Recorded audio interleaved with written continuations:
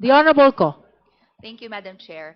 Madam Chair, I join Representative De Lima in her motion na buksan ang kahon for the simple reason that Congress, in its proceedings sa pagiging House Committee on Justice paghanap ng probable cause in impeachment proceedings, supreme ito, no?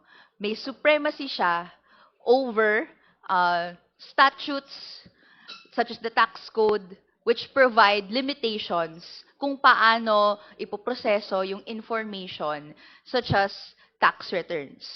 That is applicable on specific circumstances as provided by law or even in ordinary circumstances. Pero the impeachment proceedings are not mere ordinary circumstances na maaaring mas ipantay or even pababain, no, sa level ng statute, no. Ang fear ko po, Madam Chair, and that's why I'm also raising this manifestation, lahat po ng ginagawa natin dito will set a precedent in the future. Should there be similar impeachment proceedings kung saan tatanungin ano yung extent ng kayang gawin ng House Committee on Justice? They might look on April 29, 2026 at ang desisyon ng House Committee on Justice na mas limitahan ang kanyang kakayahang mag-imbestiga, no, ng naaayon doon sa pag-establish ng probable cause ng impeachable official.